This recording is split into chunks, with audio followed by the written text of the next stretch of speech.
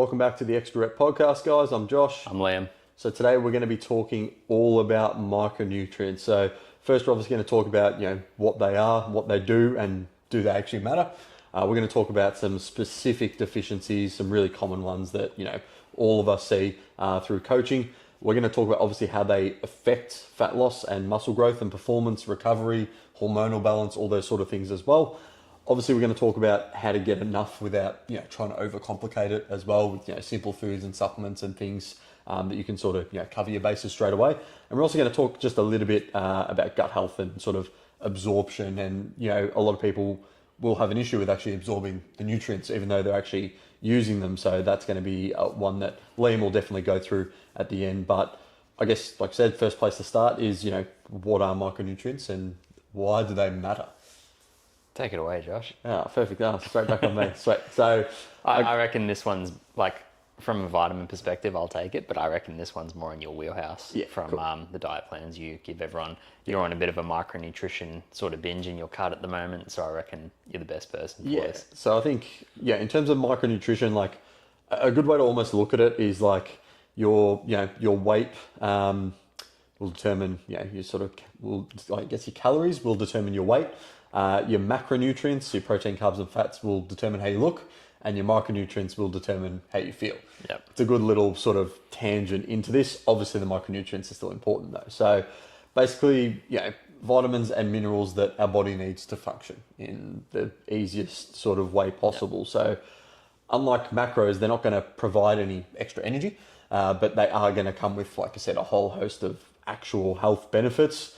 And a lot of people, generally speaking, because of that, Western processed diet, we generally just don't get enough of. And there's, hundreds. There's hundreds, but, there's some main ones we will obviously sort of go through as well.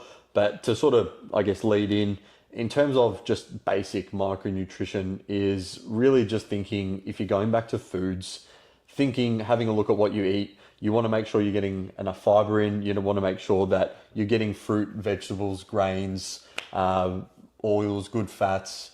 All these little things will play a part. So before you even probably go down that micronutrition route, I would actually just have a look at your diet and be like, okay, are there things I can clean up here? Can I change this afternoon snack into a salad? Can I add another piece of fruit here? Can I, change a carb source for a better carb source? Can I make my protein better, grass-fed meat, those sort of things, just to get more micronutrition in, I think is a really good place that you need to start before you start going, it needs to be specifically these 150 supplements. Some people will come in and we'll talk about recommendations of those as well. Yep. But I think a good one for you to go through will be some deficiencies, especially you see probably more in the blood work than anything that, I'd say if you give us a top 3 or a top 5 that you just see chronically deficient, most humans, if not all, are probably deficient in these. Most humans, well, everyone's deficient in magnesium, especially if you're an athlete or you're a very active person. Magnesium's huge. I would say another one would be vitamin D, just from all the time that we spend indoors and depending on where you live on the planet as well, circadian rhythm, stuff like that. People that do shift work, people that sit in an office all day, vitamin D is a really big one. We can go into sort of vitamin D receptors and immune health and all that stuff and why it's so important. But another one that I would see is B vitamins as well. Specifically the methyl group of vitamin B9, B12, all that stuff. There's actually a lot of research out there that B12 stores don't deplete straight away. They deplete over years.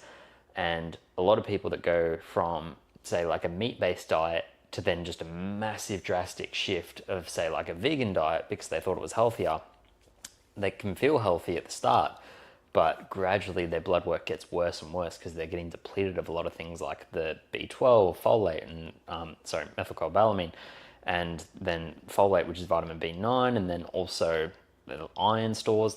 It's a never-ending puzzle when it comes to micronutrients. Yeah. So with going back to magnesium, what would you say in terms of that? Not so much a dosage, but what would you recommend people do to start upping their magnesium intake? Yeah. So there are a lot of foods that are rich in magnesium. It's not always easy to get through the diet, but things like dark chocolate, like high amounts of like 85 to 90%. Lindt dark chocolate, you can eat it, it's delicious, and then at the same time you're getting, for like 2 squares, you're getting about 50 milligrams of magnesium. Dark leafy greens are a really good way of getting magnesium in. Grass-fed meat, as you mentioned before, really good way to get magnesium in. They're probably the top 3, I'd say.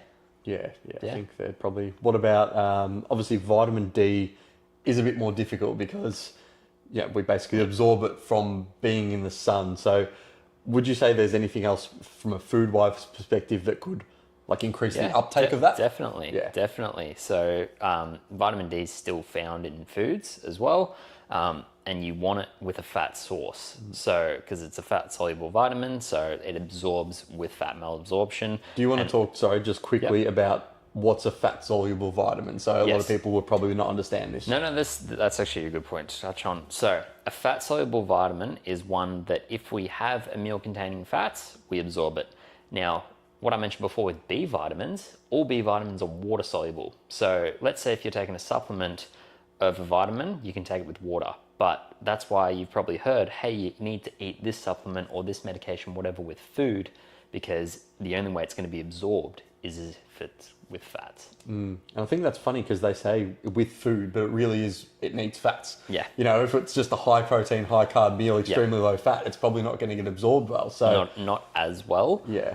Look, your body's still going to break down in the stomach acid whatever you put in it, but a lot of the times, like let's say if you had excessive vitamin B2 intake, you'd go to the toilet and your piss would be like really dark yellow and you'd think something's wrong. You think you're dehydrated. It's like, no, you've just got an excess of a water-soluble vitamin that you're just peeing out. Yeah, that's interesting because a lot of people, big tangent, but you pee color, people think, hydration. Of course, I think like actually people say if it's like completely white that it's actually almost not a good thing, like that you're too hydrated to a point. So there's a real tipping scale, but I'd say if it's a lighter color, you're normally pretty sweet. But again, like I said, going back to the dark colors you just mentioned. Look, it's not just pee, it's stools as well, but it's like, we're not going to turn it into a podcast about that, but there are a lot of things of like the color, if there's foam, if there's a smell to it, if it's a easy stream, if it's not, there are different factors into it and vitamins do play a role.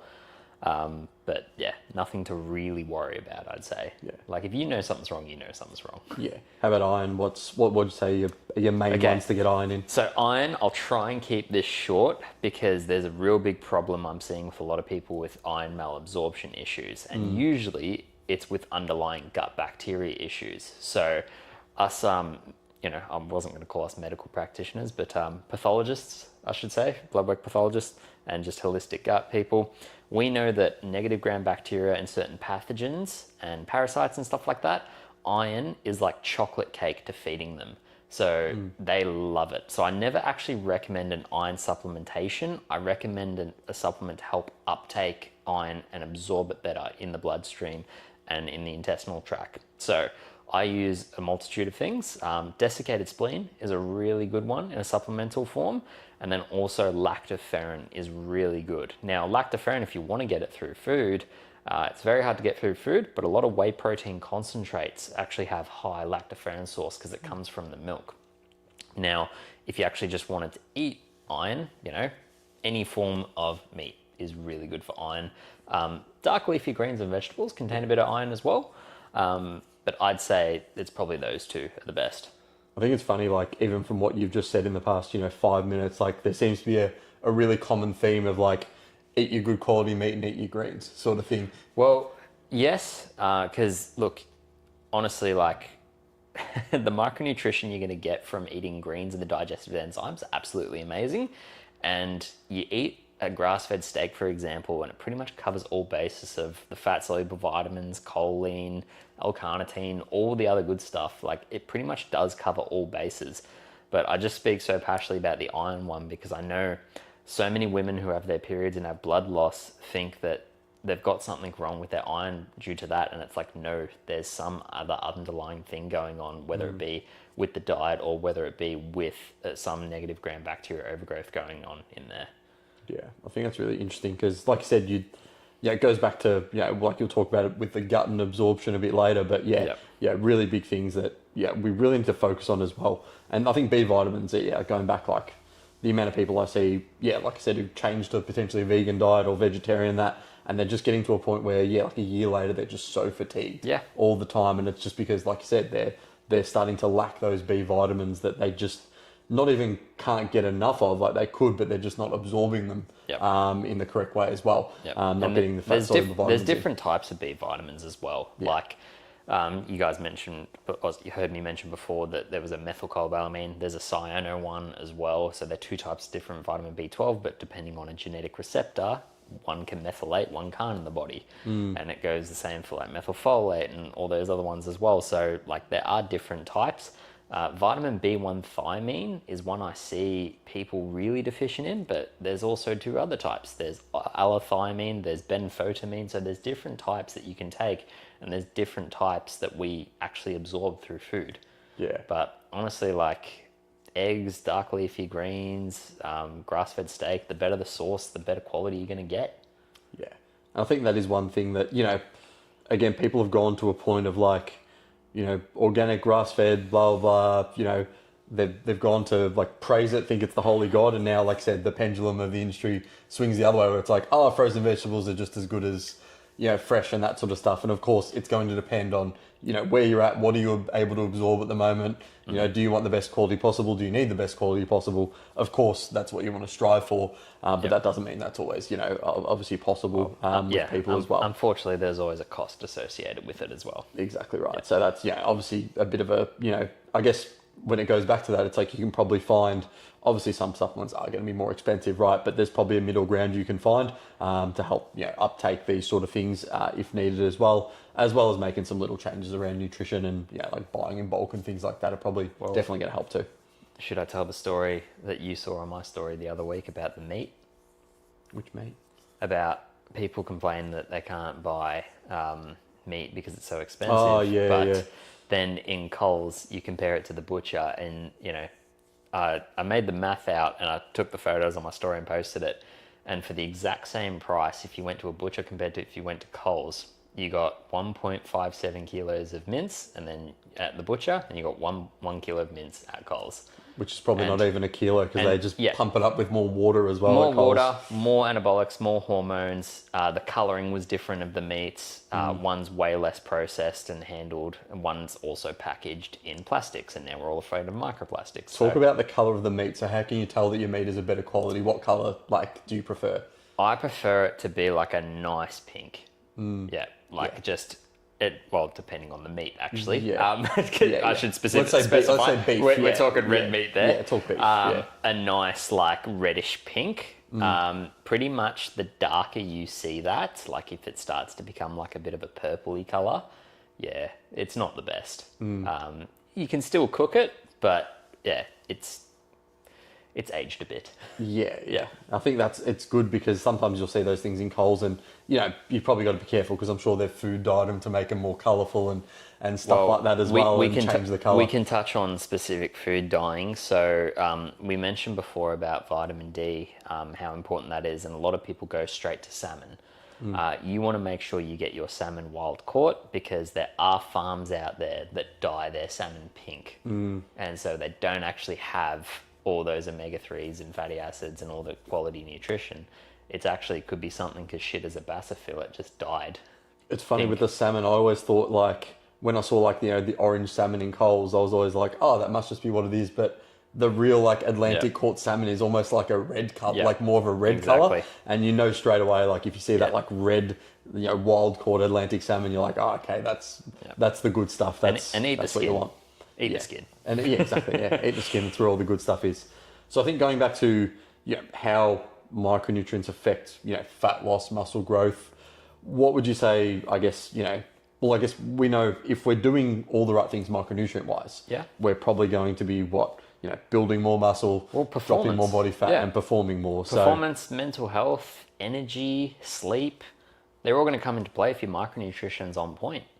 It's like you're going to feel good, you're probably going to want to go to the gym, you're probably going to push more PVs, you're going to feel better afterwards, going to want to feel yourself, going to sleep well that night. Exactly. It all, again, spirals and snowballs. It's easy to get. You'll make better decisions. That's the best way to like describe it. It's like, because when you're so fatigued and depleted in micronutrients, you're not going to make the best decisions. Yeah, for sure.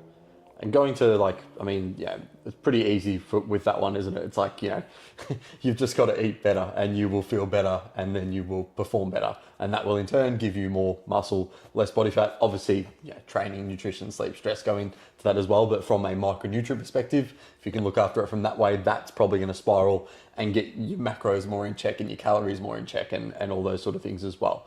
But in terms of getting enough like micronutrition in, without sort of, I guess, trying to complicate it, what would, what sort of, we obviously talked briefly already about the foods, but how would you sort of go about that with someone, even if someone's like, oh, I don't really like supplements, or I don't want to do that many supplements, or just one or two for me, how would you go about that? Well, I'd always argue first and foremost where that mindset came from of, oh, I don't like supplements or, all that, but we don't have to get into that.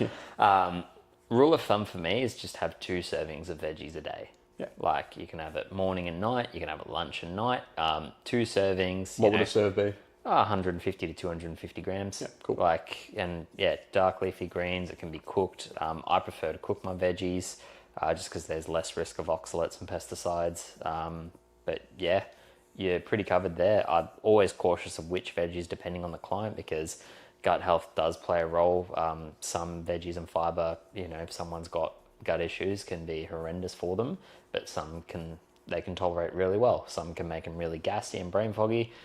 Some, it makes their gut health awesome. So I am just cautious of that. But, if you're someone like me who's done a lot of work on their gut and can eat whatever veggie and feel fine, then just load it up.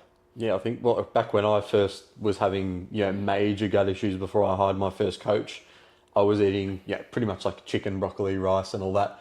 And believe it or not, it was the broccoli that was like seeping through my intestinal lining. Broccoli and cauliflower, I think. I should touch on that. Like broccoli, cauliflower, and a lot of other groups of like nightshades and stuff that has like a thick layer like capsicum and silver beet and stuff like that. A lot of times people can see it in their stools the next day, which means that it never got absorbed in the first place. It never broke down properly. And broccoli sprouts are really hard to digest. And, we were smashing them too. Exactly, because we were all told chicken, broccoli, brown rice 500 grams a day of broccoli at least. Yeah, we were all told that broccoli was like, if you want to build muscle, eat broccoli. Like, it's the best veggie out there. But for some people, they just get bloated and feel like absolute crap. And it can cause leaky gut. Yeah. I think definitely I had some sort of symptom as leaky gut. And, my coach at the time, we didn't do any blood work, but basically just put me on a ketogenic diet and then slowly started reintroducing carbohydrates, which is, again, is that the most optimal thing if I'm trying to build muscle? No, but at the same time, if I've got a leaky gut, then there's an issue here. So I think a lot of people will go into like, well, I want to build muscle straight away, I want to lose fat straight away, but you've at least got to take a step back and be like, okay, where are you at, I guess, metabolically healthy right now? And if there's issues, like we need to fix them, because it's like building a house and you're like, you're getting the foundations. It's like if you don't have any of those foundations right, or, someone's stitched you up, they've done a cashie and stuffed you up, and then your house is fine. Seems fine at the start, but then after a couple of years, it starts breaking down. You start having all these issues, and the insurance policy's done. The guy's done a runner. The same thing happens if you're not looking out for your micronutrients and trying to build that from the ground up, because then you're going to be able to perform when you train. Then you're not going to have any gut issues. Then you're going to be, feeling good and being able to do all those right things. And that's when your body composition probably is going to make the biggest jump in progression. Yeah. I mean, look, I've got a bone to pick with some people. Like, I know some people that just took a bunch of anabolics, ate 7 meals a day, and just got big and jacked. And yes, they had a whole host of issues after it, but they don't show you that. They only show you the results that they got. And majority of the times, the results was because of the pharmaceuticals that they were taking, not because of their diet and training methods. Yeah. And, you don't see all the problems that go on. You don't see the constipation, shit and blood, all the stuff that they go through to look like that. But the physical symptom of what they look like, and, people can just look at it online of what they're preaching and be like, oh, well, that's what I want. Yeah. And they don't realize all the pain and, shit that goes behind that. Yeah, how they actually feel, how they, what they're hiding, behind that. So, you've got to be careful, guys, because it's an interesting industry in where a lot of people will not so much lie, but they'll just hide, and mask the truth a little bit, to sell their programs. I'll never forget this one consult I had. This guy filled out this whole questionnaire, and I saw his physique and everything. I'm like, man, what does he want my help from? Like, this guy's like jacked and he's like early 40s and everything. And then I just saw his questionnaire and it's just like constipated, anxiety, like on these medications, on XYZ, all this. And I'm just like, what I'm seeing in a physical photo does not correlate to what I'm seeing on paper that he's sending me. And I was honestly shocked, but there was just so much work to do. Yeah. I think it's like you said, I've done it as well, looked at someone being like, oh, this person's going to be sweet. But they've had underlying issues, back when I couldn't fix them. And I'd be like, am I doing something wrong? Like, I swear they're being compliant. They must be lying to me. We need to touch on that. Yeah. So that is a big one. And look, if there's any other coaches listening to this, like, because this happened to me and this is how I started going down this route and pursuing like pretty much a never-ending education. And Josh is doing the exact same thing. It's when someone comes to you and you don't feel like you have the tools equipped to fix them or even refer them out to someone. And it leaves you questioning, like, what the hell's going on there? Because everything I thought I knew about XYZ and training method and diet and everything, it's not working for this person. So something's going on. And I had the same in myself. I've had the same in multiple other clients. Like, I had this one where this girl was on 1,200 calories a day, training 4 or 5 times a week. I saw her step count, saw her sleep tracking device, saw her food getting logged into my MyFitnessPal. So I did trust her, did believe her. Can't accuse her of lying or anything, but just the scales and body weight, everything, just nothing was shifting. We did a blood test and a PCR stool test. Bam. H. pylori infection. Bam. Anemia. Bam. CRP inflammation through the roof, chronically inflamed. I'm like, okay. Yeah. So here's some things that we have to now, pretty much attack. Yeah. And I think like everything we've talked about so far, it's always good, guys, to still firstly take that step back, right? You might just sit there and be like, oh, maybe that sounds like me, or maybe I have this, or maybe I have that. Take a step back, be honest with yourself, track everything properly for a couple of weeks, everything. Do it properly. And if that still comes back and there's no shift, there's no movement, you're still feeling like shit, feeling like absolutely nothing's changed, that's when, you can probably start going down, especially the route of, do you have an issue? Do you have a malabsorption issue? Anything like that. And again, I'd definitely contact Liam if that's the case, because he'll be able to help you out with that. But that is something that, a lot of people, like to use this sometimes, unfortunately, as a bit of an excuse, a victim mentality to be like, oh, I've got a gut issue, or it's this, or it's that, when really, if you're smacking 3 dare-iced coffees sitting on the toilet at the job site, no wonder you're feeling and probably looking like for shit. breakfast. Yeah, was it the smoker? Yeah. The tradie breakfast. Yeah. It's a big M and a sausage Big M roll. pie, yeah. Can't realise why your guts are all fucked up. Exactly. Awesome, guys. So I think that was a really, really useful episode. Obviously, it went through everything micronutrition there. To give you one simple takeaway, I would say if you can have 500 grams of veggies and at least 2 pieces of fruit a day, as well as some grains, as well as some red meat, I think that's going to hold you in really good stead. But again, if you want some extra information, make sure you reach out to myself or Liam. We'll be able to help you out. But until then, guys, we'll see you in the next episode. See you guys.